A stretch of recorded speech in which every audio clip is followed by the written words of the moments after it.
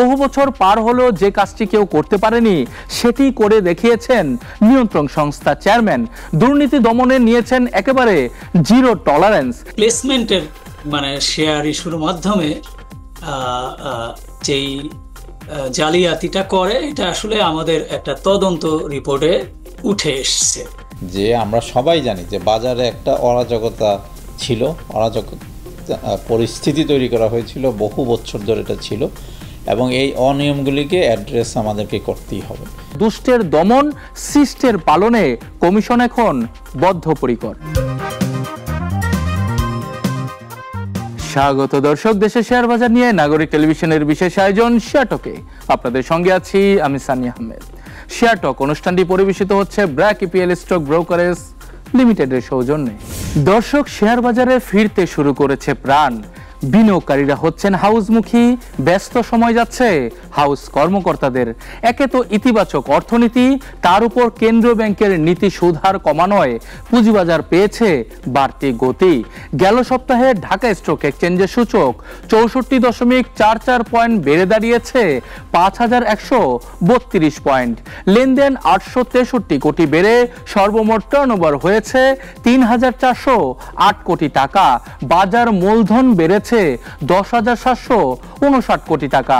এদিকে সপ্তাহ জুড়ে 394 প্রতিষ্ঠানের মধ্যে দর বৃদ্ধি পেয়েছে 290টির, কমেছে 80টির এবং অপরিবর্তিত রয়েছে 24টির দর। চট্টগ্রাম স্টক এক্সচেঞ্জের সূচক বাড়লেও অর্ধেকের বেশি কমেছে লেনদেন। সিএসসি সূচক CASPI 251 পয়েন্ট বেড়ে দাঁড়িয়েছে 14,330 পয়েন্ট। সপ্তাহ জুড়ে লেনদেন 44 কোটি কমে দাঁড়িয়েছে 30,63,00,000 টাকা। এছাড়া 341 প্রতিষ্ঠানের মধ্যে দর বেড়েছে 237টির, কমেছে 75টির এবং অপরিবর্তিত রয়েছে 29টির দর। নীতি সুদ হার কমানোয় ব্যাংকগুলোর বিনিয়োগ পুঁজিবাজারে আসার সম্ভাবনা তৈরি হয়েছে।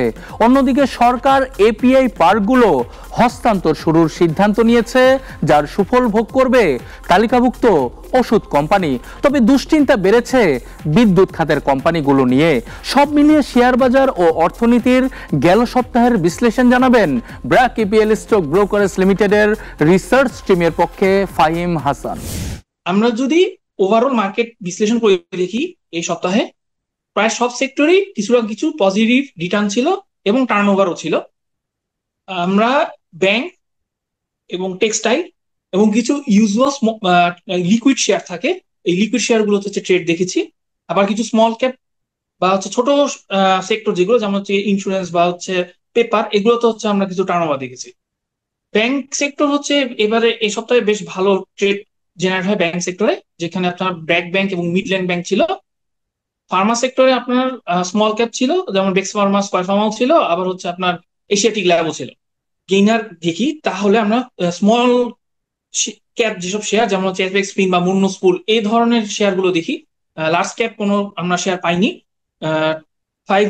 সিলেক্টেড 5টা লুজার কোম্পানিও যদি আমরা দেখি, সেখানে হচ্ছে সিপার বা হচ্ছে ফ্যামিলি টেক্স, এই ধরনের শেয়ার গুলো দেখেছি আমরা। আসলে এখানেও কোনো লার্জ ক্যাপ বড় মুভমেন্ট দেখিনি। সো আবার যদি টপ ট্রেডেড শেয়ারের হিসেবে চিন্তা করি, তখন আবার আমরা এখানে ব্র্যাক ব্যাংকে দেখছি। BRAC bank highest traded share ছিল এই সপ্তাহে।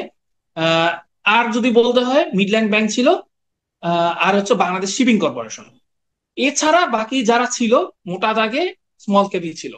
খুব একটা মার্কেট বড় লেভেলের মার্কেট মুভার ছিল না। যদি এই সপ্তাহের টপ নিউজ গুলো যদি দেখি, তাহলে আমরা ফার্স্টে যেটা দেখলাম, Bangladesh bank reverse repo rate 50 basis point cut করে। এটা ব্যাংকের জন্য ক্যাশ হোল্ড করার জন্য একটু এক্সপেন্সিভ করে দেয়। যেটা করছিল ব্যাংকগুলো, আপনার বাংলাদেশ ব্যাংকে টাকা ক্যাশটা রেখে একটা নির্দিষ্ট সুদ পেত, সেই সুদের হারটা একটু কমে যাচ্ছে।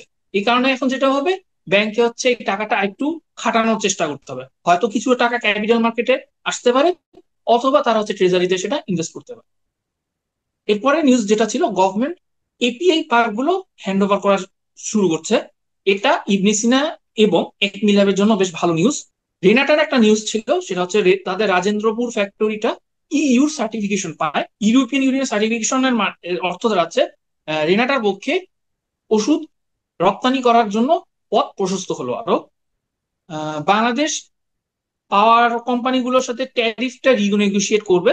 আহ, এটা একটু বলতে গেলে একটু নেগেটিভ দিকে, বিকজ আপনি যখন ট্যারিফ রিনেগোশিয়েট করছেন তখন টেকনিক্যালি হচ্ছে একটু কমার দিকে চান্সটা থাকে, বিকজ অলরেডি আমাদের বিদ্যুৎ উৎপাদন খরচ অনেক বেশি হচ্ছে। তো এটার জন্য প্রবাবলি আমাদের বাংলাদেশে যে লিস্টেড পাওয়ার কোম্পানিগুলো রয়েছে এগুলোতে একটা এফেক্ট পড়বে। এই ছিল আজকে এই সপ্তাহের মার্কেট বিশ্লেষণ ফ্রম ব্র্যাকিভেল রিসার্চ। দর্শক, গেল সপ্তাহে আলোচিত সংবাদ ছিল রিংস অ্যান্ড টেক্সটাইল ও এলআর গ্লোবাল নিয়ে বিএসইসির ঐতিহাসিক সিদ্ধান্ত নেয়া। বহু বছর পার হলেও যে কাজটি কেউ করতে পারেনি সেটি করে দেখিয়েছেন নিয়ন্ত্রণ সংস্থা চেয়ারম্যান। দুর্নীতি দমনে নিয়েছেন একেবারে জিরো টলারেন্স। রিংস আইনের আইপিও জালিয়াতি এবং কমিশনের ব্যবস্থা গ্রহণের বিষয়ে বিস্তারিত জানবো সংস্থাটির মুখপাত্রের কাছে। প্লেসমেন্টের মানে শেয়ার ইস্যুর মাধ্যমে যেই জালিয়াতিটা করে এটা আসলে আমাদের একটা তদন্ত রিপোর্টে উঠে এসছে। মূলত কোম্পানিটার 9,95,00,000 টাকার ক্যাপিটাল ছিল। সেইখান থেকে তারা 275,10,00,000 টাকার শেয়ার ইস্যু করে। এটা প্রাইভেট প্লেসমেন্টের মাধ্যমে, এবং সেইখানে কোনো ধরনের টাকা জমা না পেয়েই অথবা জমা না নিয়েই এই শেয়ারগুলো ইস্যু করে। এই যেই তদন্ত রিপোর্টে যেটা উঠে এসছে যে ইস্যু ম্যানেজারের পরিবর্তে একজন ব্যক্তি, বিশেষ করে আব্দুল কাদের ফারুক, ওনার সাথে একটা এমইইউ করে এই যেই প্রি আইপিও প্লেসমেন্ট এবং আইপিওর একটা ওনারা এমইইউ করে, এবং এই কাজটা যেই মানে ইঞ্জিনিয়ারিং এ যে সহযোগিতা করেন আব্দুল কাদের ফারুকের সাথে এই কোম্পানির ডিরেক্টরদের সাথে যিনি পরিচয় করায় দেন উনি হলো অশোক কুমার চিরিমার, যিনি ভারতীয় নাগরিক। মূলত এদের মাধ্যমেই এই কোম্পানিতে এই ধরনের এই বিনা টাকায় এই 275 কোটি টাকার শেয়ার ইস্যুর যেই বিষয়টা এটা তদন্তে উঠে আসে। এই 13 জনের বিরুদ্ধে কমিশন যেই বিদেশ তারা যাতে না যেতে পারে এইটা একটা নিষেধাজ্ঞা দেওয়া হয়েছে, বিদেশ বা দেশ থেকে নিষেধাজ্ঞা দিয়ে দেওয়া হয়েছে। এবং এই দুর্নীতির সাথে সংশ্লিষ্ট তৎকালীন যেই পরিচালক, নির্বাহী পরিচালক বা এই ব্যবস্থাপনা পরিচালক, তার মানে ওই 9 জন, এবং অন্যান্য জড়িত সিএফও এবং কোম্পানি সেক্রেটারি, তাদের বিরুদ্ধেও দুর্নীতি দমন কমিশনে ব্যবস্থা নেওয়ার জন্য পাঠিয়ে দেওয়া হয়েছে। এই শাস্তি প্রদানের ক্ষেত্রে অবশ্য উঠে এসেছে নানা যুক্তি, কিন্তু কমিশন সিদ্ধান্ত নিয়েছে সবকিছু বুঝে অত্যন্ত বিচার বিশ্লেষণ করে। যেহেতু অর্ডিন্যান্সের সেকশন 33-তে পাবলিক ইস্যু রুলস তৈরি হয়েছে, সেই পাবলিক ইস্যু রুলসের যেই ডিউ ডিলিজেন্স আমরা দেখেছি এই দুইটা প্রতিষ্ঠান সেটা মিথ্যা ছিল, এবং প্রসপেক্টাস তৈরিতেও তারা মিথ্যা তথ্য দিয়ে সহযোগিতা করেছিল, যার কারণে আমরা এটা অর্ডিন্যান্সের একটা লঙ্ঘন ধরে 22-তে তাদের বিরুদ্ধে যেই লিগ্যাল প্রসিডিংসটা এটা নেওয়া হয়েছিল। এখন 22-তে কমিশন কি করতে পারে? পারত তার বিরুদ্ধে জরিমানা করতে। কমিশনের ইচ্ছা রয়েছে এই প্রসিডিংসে, অর্থাৎ এই যে তার বিরুদ্ধে যে অভিযোগ সেটা সত্য কিনা তাকে ডেকে তার তার শুনানি করে তাকে সেলফ ডিফেন্স করার সুযোগ দিয়ে যদি উইলফুল মনে হয় তখনই কমিশন কিন্তু সিদ্ধান্ত নেয়। তাহলে এই হেয়ারিং করেছে 22-তে, তার কাছ থেকে রিটেন যেই যেই তার যে ব্যাখ্যা, তার যেই সেলফ ডিফেন্স সেটা কমিশন নিয়েছে। নেওয়ার পরে কমিশন কি করতে পারে? জরিমানা করলে 22-তেই করতো। যদি জরিমানা না করতো তাহলে মামলা করতে গেলে কমিশন 24-এ যেত। আর যেহেতু তাকে নিষেধাজ্ঞা জারি করা হয়েছে অর্ডিন্যান্সের সেকশন 20 হলো প্রহিবিটরি অর্ডার দেওয়ার যেই বিধান। কমিশন যেই কার্যক্রমটা 22 এর আওতায় প্রসিডিংস করে নিশ্চিত হয়েছে, এখন যেই ব্যবস্থাটা সে গ্রহণ করবে পার্টিকুলার সেকশন অনুযায়ী কমিশন সেটা যাবে। যদি মামলা করতো তাহলে 24-এ চলে যেত, কোর্টে চলে যেত। যেহেতু এটা তার বিরুদ্ধে আহ, নিষেধাজ্ঞা জারি করা হচ্ছে, তাহলে নিষেধাজ্ঞা দেওয়ার যেই সেকশন 20 প্রহিবিটরি অর্ডার দেওয়ার, সেটাই অ্যাপ্লাই করেছে। যে ওই আইসিবি এর একটা ম্যাটার ছিল, সেটা আমরা চেক ব্যাক করে দেখেছি, এবং আমাদের যে ইনকোয়ারি রিপোর্ট, এটা আসলে ওই প্রাইভেট প্লেসমেন্টের জন্য আইসিবির সাথে যেই আপনার এগ্রিমেন্ট হয়েছিল, কিন্তু এগ্রিমেন্ট অনুযায়ী আপনার আইসিবি এই কাজটা করেনি শেষ পর্যন্ত। এগ্রিমেন্ট থাকলেও, এমইউ থাকলেও শেষ পর্যন্ত তারা কাজটি করেনি। এলার গ্লোবালের অনিয়মের ইস্যুতে যারাই এর সঙ্গে জড়িত সবাইকেই দেয়া হয়েছে সর্বোচ্চ আর্থিক দণ্ড। এমনকি প্রতিষ্ঠানটির ট্রাস্টি বাংলাদেশ জেনারেল ইন্স্যুরেন্স বিজিআইসিকেও দেয়া হয়নি ছাড়। অর্থাৎ দুষ্টের দমন, শিষ্টের পালনে কমিশন এখন বদ্ধপরিকর। এলার global Bangladesh asset management company পরিচালিত 6টা ফান্ড, এই ফান্ড থেকে bdnews24.com, যেটার আর্থিক অবস্থা অত্যন্ত দুর্বল ছিল, এই কোম্পানির 100 টাকা মূল্যের যে শেয়ারটা ইলিকুইড, যেটা পরবর্তীতে এটা লিকুইড করা বা বিক্রয় করা সম্ভব নয়, এই রকম শেয়ারের প্রতিটি 12,500 টাকা দরে, অর্থাৎ 12,400 টাকা প্রিমিয়ামে 49 কোটি টাকা যে মিউচুয়াল ফান্ড বিধিমালা রয়েছে, ওই বিধিমালার যেই বিধানগুলোর পরিপালন না করে এই বিনিয়োগটা করা হয়।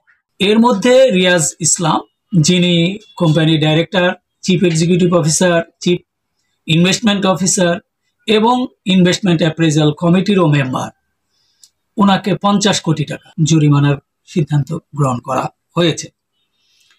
আর একটা বিষয় এখানে এসছে যে এই অ্যাসেট ম্যানেজমেন্ট কোম্পানির যে এই বিধি বহির্ভূত বিনিয়োগ করেছে, এই বিনিয়োগে তো ইউনিট হোল্ডাররা ক্ষতিগ্রস্ত, কিন্তু এই ইউনিট হোল্ডারদের স্বার্থ দেখার যেই দায়িত্ব বা যিনি এটার জন্য ট্রাস্টি, সেটা হলো Bangladesh general insurance company limited.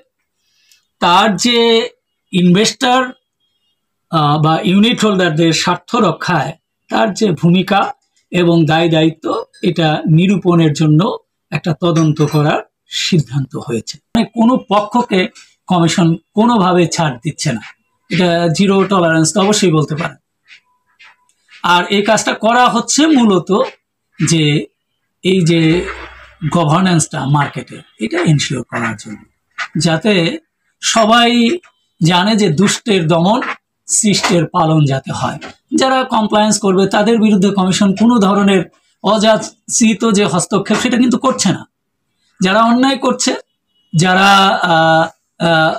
বিভিন্ন অনিয়মে জড়িত হয়ে যাচ্ছে, তাদেরকে দমন করার জন্য, তাদেরকে গভর্নেন্সে নিয়ে আসার জন্য এই শাস্তিমূলক ব্যবস্থা গ্রহণ করে।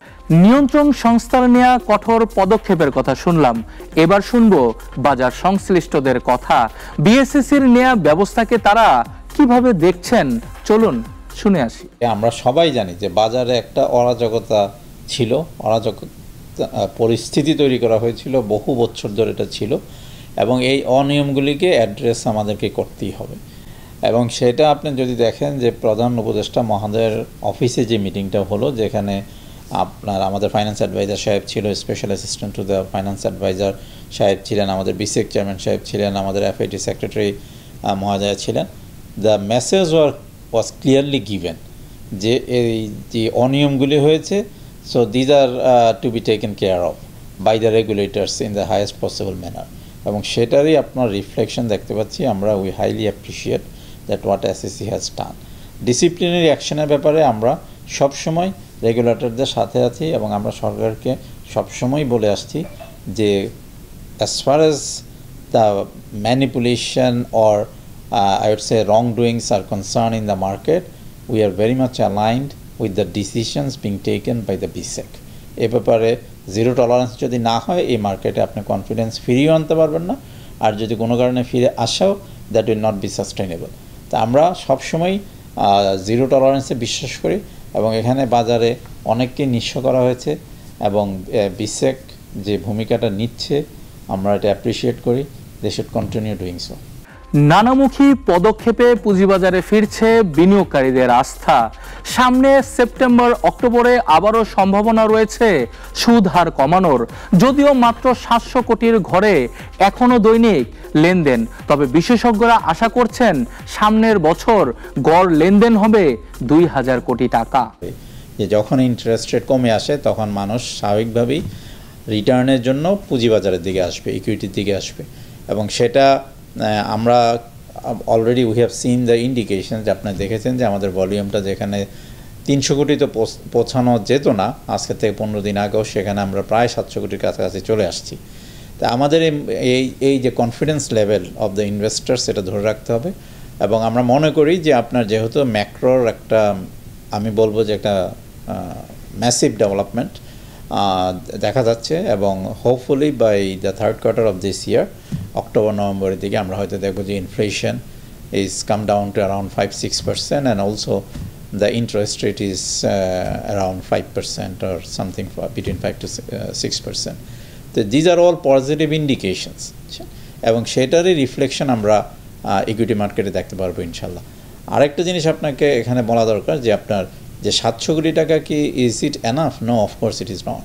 আমাদের এক্সপেকটেশন হচ্ছে যে নেক্সট ইয়ার আমরা যেভাবেই হোক আমরা অন অ্যাভারেজ ডেইলি ভলিউমটাকে 2000 কোটিতে দেখতে চাই।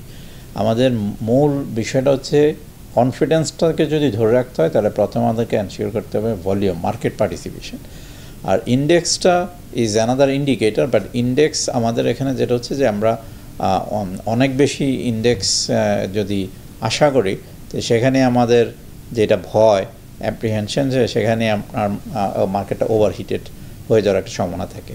তো অ্যাট দ্য সেম টাইম যেটা হবে যে যদি বর্তমান সরকার আমাদের দাবির প্রেক্ষিতে যে ভূমিকাটা নিয়েছেন যে লিস্টেড করার জন্য of the state owned enterprise যে direction has been given and they are working on it, যদি বাই অক্টোবর নভেম্বর ডিসেম্বরে আমরা কিছু ভালো স্টেট অন এন্টারপ্রাইজ শেয়ার পাই, সেখানে যেটা হবে যে আপনার যে এই যে আপনার একটা upsurge of the confidence level of the investors সেটাকে আমরা কন্টিনিউ করতে পারবো through the good shares in the market, quality shares in the large stocks.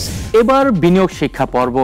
বর্তমান বাজারে যে হারে সূচক বেড়েছে সে হারে উন্নতি হয়নি বিনিয়োগকারীদের পোর্টফোলিওর। আজকে যে শেয়ারগুলো ভালো বাড়ছে সেগুলো সামনে হয়তো নাও বাড়তে পারে। বর্তমান বাজার পরিস্থিতিতে কি করবেন সে বিষয়ে জানবো বিশেষজ্ঞের কাছ থেকে।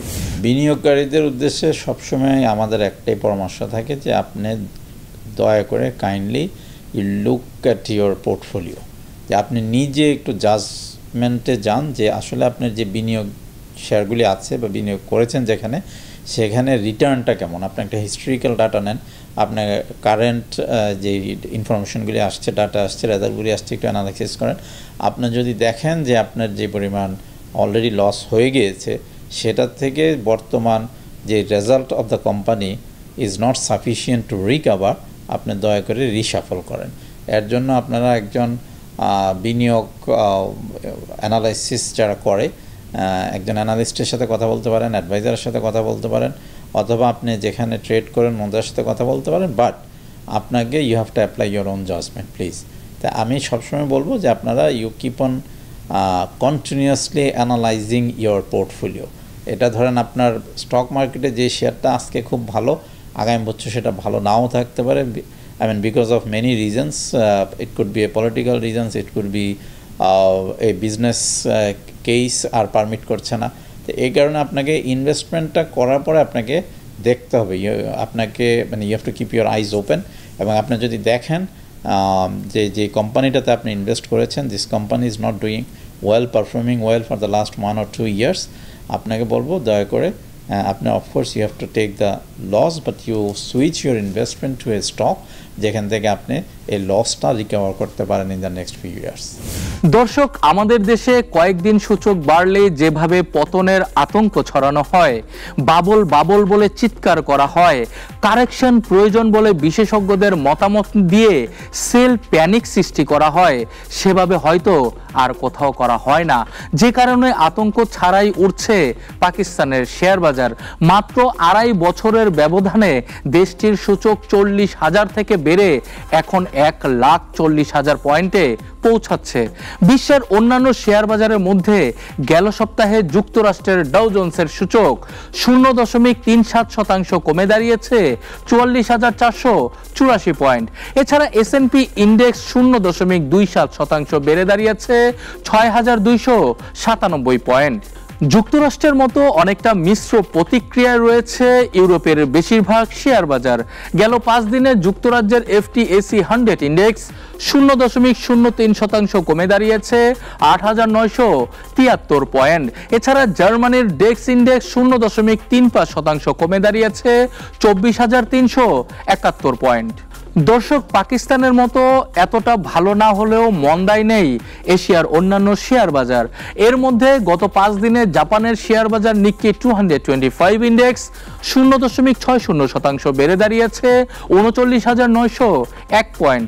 চীনের শেয়ার বাজার সাংহাই সি কম্পোজিট 0.47% বেড়ে দাঁড়িয়েছে 3,517 পয়েন্ট। ভারতের বোম্বে স্টক এক্সচেঞ্জের সেন্সেক্স 0.96% কমে দাঁড়িয়েছে 82,259 পয়েন্ট। এছাড়া পাকিস্তানের করাচি 100 ইন্ডেক্স 3.73% বেড়ে দাঁড়িয়েছে 1,39,500 পয়েন্ট। দর্শক, শেয়ার টকের 29 পর্ব আজকে এ পর্যন্তই। আগামী পর্বে হাজির হব নতুন কিছু নিয়ে। সে পর্যন্ত ভালো থাকুক পুঁজিবাজার, ভালো থাকুক বিনিয়োগকারীরা। আল্লাহ হাফেজ।